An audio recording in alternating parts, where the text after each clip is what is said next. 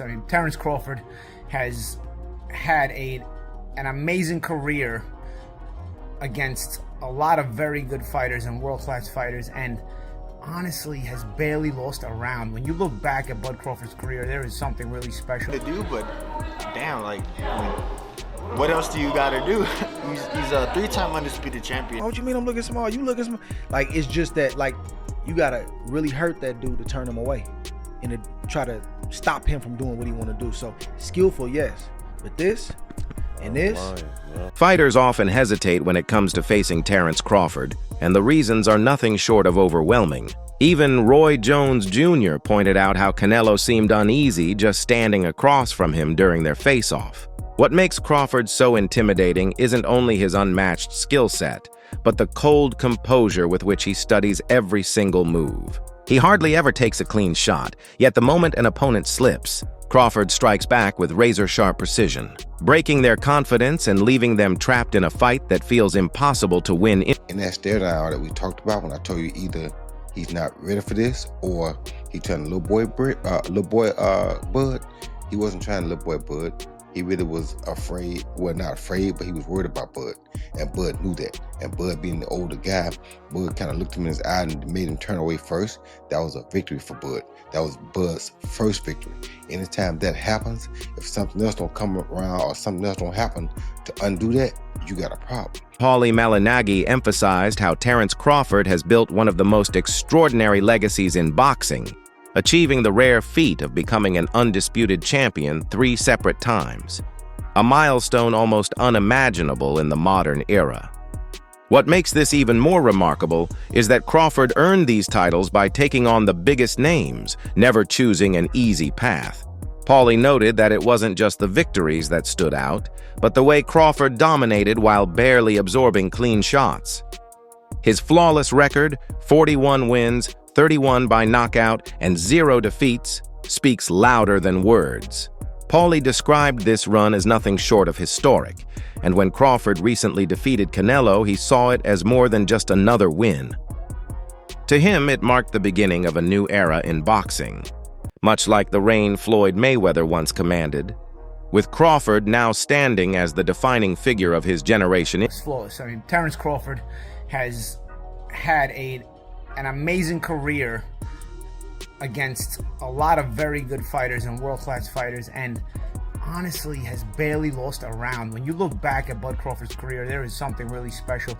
It's one of those things now, because now I've now seen back-to-back generations of Floyd Mayweather and Bud Crawford, and man, you know, it's one of those things where now I understand why the people that lived in the Ray Leonard era say, you know, wish we could see Ray Leonard against Mayweather, and how that would be.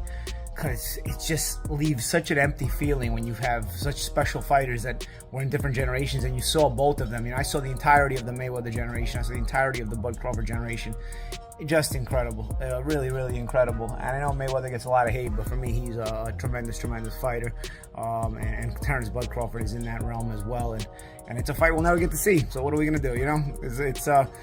It'll be up to the fantasy fights, you know. But let's get into it, man.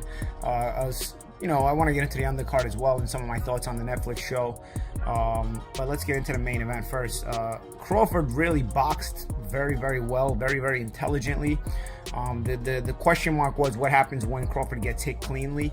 I'm not sure he got hit cleanly the whole fight. You know, he got hit with some partial shots. Some shots landed cleanly, but by the time Canelo started landing anything cleanly, I think he was hesitant because he was getting countered so much that he was taking some of the steam off the shots in order to hope to be more accurate.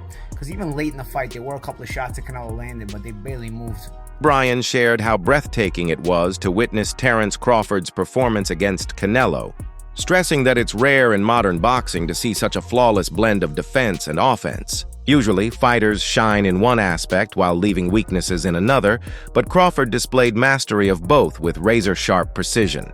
In that fight, he showed he could smother attacks with his tight guard and smooth movement, then instantly flip the switch to offense and capitalize on every single opening. Bryan pointed out that this complete package is what sets Crawford apart from so many other champions. He can dismantle an opponent's strengths while building unstoppable momentum of his own. For him, It was astonishing to watch a fighter not only evade damage, but also take control of the fight and dominate a world-class opponent with such calmness and brilliance. See, I think that for me, I watch defense as much as I watch offense. So Yeah. like I thought like watching Bud catch those shots off his glove, He looked amazing. so amazing. Yeah, he looked good. Yeah. He'd looked go to great. a body and he'd catch that and come up with an uppercut. You know, just all those things that seem. He looked great. Yeah, I've never seen anybody do that to ever. No one has. Yeah, he's to the best. Canelo. Yeah, Ever. he's the best. And I think he would do that to Canelo on his best day. And Canelo said it. He goes, "I couldn't figure him out," No, which is why he probably won't fight him again. In a way. they'll fight again. You think so? The payday, yeah. But so you're gonna get Canelo because the money's in Canelo Crawford, the rematch. I don't want to see it, but I want Crawford to get paid, so might as well do it. Andre Ward praised Terence Crawford as the most skillful fighter of his generation, a statement carrying weight from someone who was himself a master technician in his era. Ward emphasized Crawford's mentality, noting that when Terence sets a goal, he will push himself to any limit to achieve it.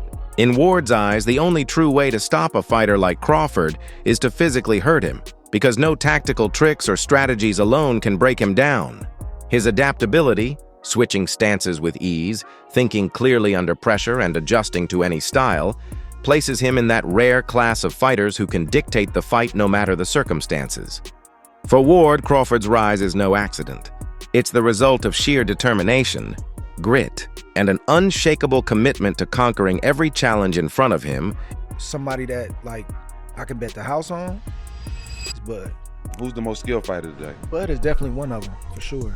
Me and him, we so much alike in our mentality. Like soon as I see this dude, he come in the room or I come in the room, we start arguing about basketball, wrestling, anything, bro. Like, man, you can't, man, you looking small. What you mean I'm looking small? You looking small? Like, it's just that, like, you gotta really hurt that dude to turn him away and to try to stop him from doing what he want to do. So skillful, yes, but this and this, it's different, man. Crawford's path in boxing has been deeply personal, shaped by the powerful influence of his family. He often remembers how his father planted the belief early on that he was destined to become an undisputed world champion, giving him confidence long before the world recognized his talent. At the same time, his mother carried doubts, never truly convinced he would reach the pinnacle of the sport. But instead of breaking his spirit, her skepticism became the fire that fueled him. Every time Crawford stepped into the ring, he fought with the determination to prove her wrong. With each victory and every championship belt, he not only fulfilled his father's prophecy, but also earned his mother's pride. Looking back today, Crawford takes satisfaction in knowing that his journey has brought both validation and deep respect from the people who mattered most. My dad used to tell my mom I was gonna be a world champ. I told him we wouldn't be. How'd that make you feel? It filled me with rage. And every time I stepped foot in the ring or anything that I ever did, I just wanted to win so bad so I can prove a point to her. I paid the kids, I said, if y'all can whoop Bud, I give y'all $10 a piece. Couldn't whoop. You went out on the street. Yeah. What's now Bud Crawford Street. Yeah. And offered $10 to anyone who can kick my son's butt. Yep. And a lot of takers. Yeah, the kids in the neighborhood. Couldn't nobody whoop them. What did he tell you then? He told you, Mom, I told you I'm the best. Reflecting on his career choices, Crawford explained that he never chased undisputed status at 154 pounds because he didn't see enough real competition there. For him, being undisputed isn't about stacking up belts, it's about proving yourself against the very best. Rather than staying in a division he felt lacked challenges, he made the daring decision to move up to 168, where tougher opponents and bigger names await to further solidify his legacy. His refusal to go back down highlights the confidence he carries, showing that he's determined to test himself in the toughest arenas. Crawford's path is defined not by comfort or easy victories, but by ambition, risk, and the relentless pursuit of greatness. Has being undisputed at 154 ever crossed your mind at this point that you at in your career? Not at all, because I'm looking at the landscape of the 154-pound division. There's a lot of great fighters. but there's not a lot of defining fights at 154. There's not a lot of legacy fights at 154.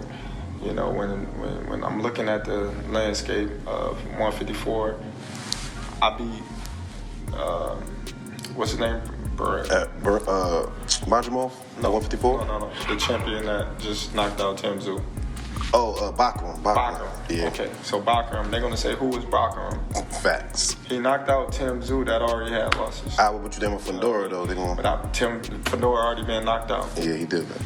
So, along my career, I've been criticized and people have taken credit away from me just to try to diminish my accomplishments, just off of pure hate. Crawford has often taken time to showcase the belts he's earned, not as a form of empty boasting, but as living proof of the years of sacrifice and relentless hard work behind them. To him, each title is far more than a trophy. It embodies the struggles he endured, the doubts he silenced, and the obstacles he overcame. When he stands with those belts draped across his shoulders, it's a reminder to both fans and critics that nothing in his career was handed to him. Every piece of gold represents discipline, resilience, and unwavering belief in himself. Beyond personal pride, those belts now stand as inspiration for the next generation of fighters, showing them what's possible when dedication meets determination. I'm just reflecting on all my accomplishments at my mama house. That's where all my belts at.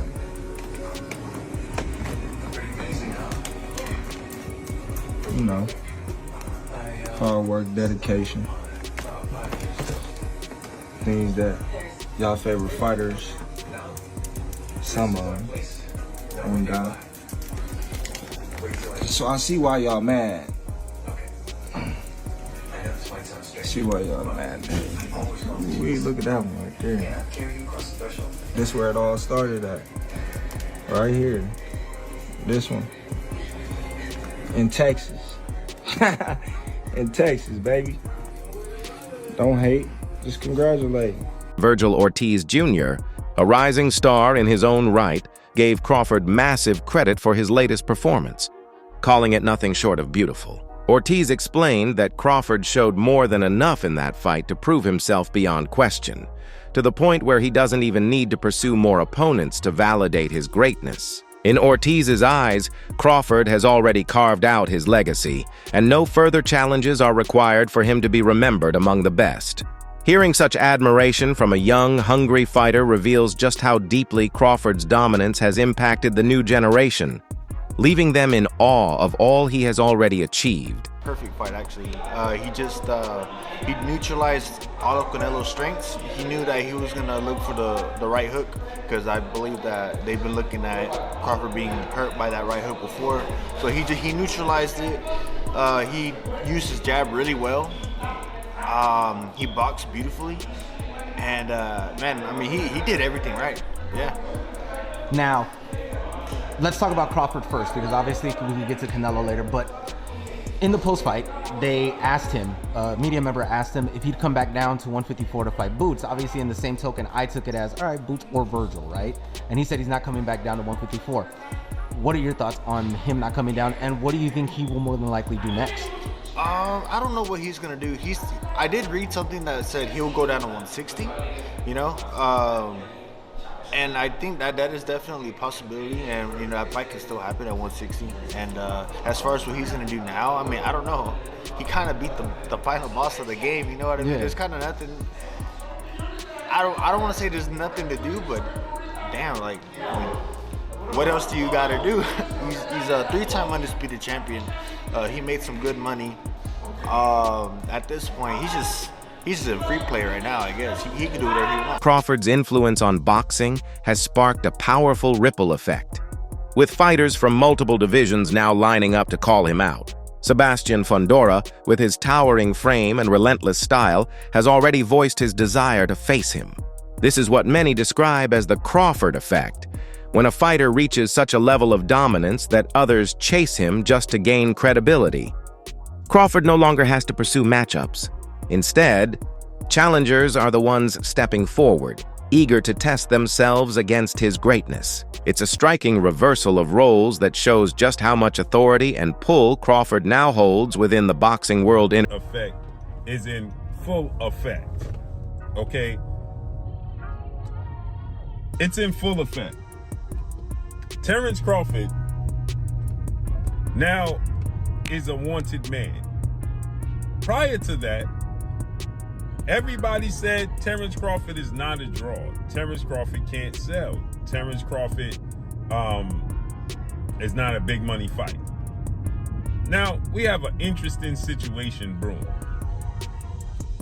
The former unified WBA, well, WBO, WBC, junior middleweight world champion, Mexican superstar or star boxer, the towering inferno, Sebastian Fundora, refused to fight Terence Bud Crawford, who is now, no doubt, first ballot Hall of Famer, no doubt, the pound for pound king, 4-division world champion, 5-division world champion, 3-division undisputed world champion, with a record of 42 wins, no loss, no draw, 31 wins by way of knockout. When Terence Crawford dominated and stopped The Truth, Errol Spence Jr., in July of 2023, Terence Crawford petitioned to move up and fight the towering inferno, Sebastian Fundora, okay? And Sebastian Fundora has zero interest. O'Shaquie Foster admitted he was taken aback by how completely Crawford silenced the long-standing doubts about his career. For years, critics insisted Crawford hadn't faced enough elite opponents or questioned whether he could truly handle top-tier competition. But his recent victories, most notably against Canelo, put those doubts to rest, proving he could dominate even the most established champions. Foster recognized that Crawford didn't just answer the criticism, he redefined the standard by showing his greatness on the biggest stage. To him, Crawford's journey is proof of pure persistence, transforming skepticism into undeniable respect. Yeah, I mean, shit. They definitely doubted, bro. And he told me months ago that he was gonna do that. And he went and did that. That shit, you know what I mean? And they doubted him a lot throughout his career, you know what I mean? Just a lot. And just a lot of people that I look at that's great fighters, they've been doubted. You know what I mean? Same thing with Floyd. Floyd, they had the Oscar De La Hoyas, the Shane Mosleys, the Trinidad, they all was putting them above Floyd and all this woo-de-woo. You know what I mean? So I just feel like getting doubted is a great thing. It gives me, you know what I mean, that push. So, yeah. You think it would look that, I ain't gonna call it easy, but I felt like people didn't think that Crawford could do it that clean. Did that surprise you? No. It did surprise me that he stayed more disciplined. Like, I thought what was gonna happen was he was gonna do what he was doing, and then, you know, Terence got hard. He trying to bang it out, especially if he feel played enough. He feel like you feel like you doing something, he gonna come with it stuff. So I thought that was gonna be a problem. Like if Canelo landed a punch, he would try to go in the trenches with Canelo. And that's what I would have been scared for him for. But man, that boy stayed sharp all night, man. That boy looked good, man. I can't lie. He looked good. Sure. I was definitely surprised at how smooth, how easy he beat him. Blair Cobbs and Conor Benn reacted passionately to Crawford's victory over Canelo, with Cobbs calling it a defining moment in his career, while Benn suggested that Crawford should even consider retiring now, leaving the sport at such a perfect high point. Benn's remark wasn't criticism, but rather admiration for how complete Crawford's career already appears. In his view, there's nothing left for Crawford to prove. He could step away today and still be remembered as one of the greatest fighters of all time. Their reactions capture the shared belief that Crawford's legacy is already written in bold, untouchable letters. Regardless of what comes next in sail out on that beautiful sunset and retire. He's done a lot for the sport, and there's really not too much else that he can possibly do in the sport of boxing outside of make a beautiful retirement and leave a legacy of fighters that aspire to be just as great as Terence Crawford, like myself. Has Canelo's legacy been damaged after that or not? Not really. I think that Canelo is still a terrific and a fantastic athlete that's spent a little bit too much time at the table of boxing, and right now is his time to make his exit. But everyone buys into the idea of Crawford's invincibility. Some analysts caution that while defeating Canelo was undeniably monumental, it doesn't guarantee he's untouchable.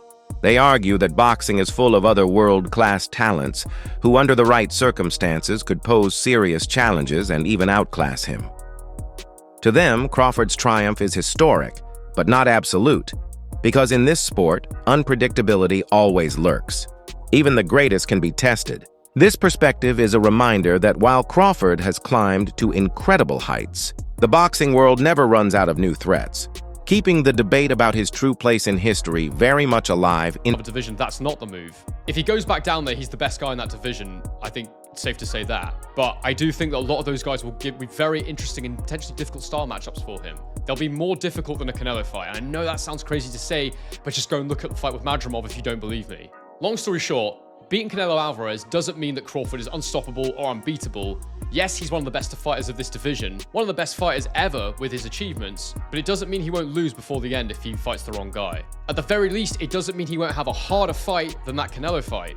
And to finish this video, do I think that he's better than Floyd Mayweather? Do I think now that he would beat Floyd Mayweather if they were to compete at 147? Well, I think Crawford at 147 is the best Terence Crawford in terms of his attributes, his style, and the strength and power he has at the weight. I think he's probably unbeatable at 147 in this era. It's because he's going up the weight style we're even having this conversation, to be honest with you. But I do think he's an all-time great. I do think he's in the conversation, which is the best you can do, because we can't definitively say who beats who in a fantasy match. That's why I really don't like them. I've been asked a few of them recently, and I just, without studying and then without actually getting the chance to see it, I just don't really like going there. But we'll do it at the end of this video anyway.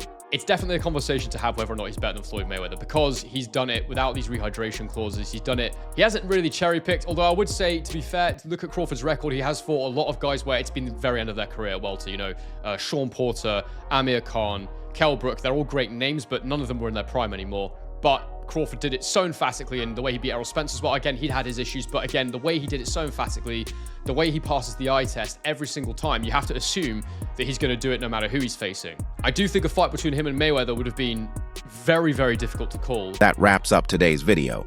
Thanks for watching, and make sure to stay tuned for what's coming next. Until then, take care and we'll see you soon.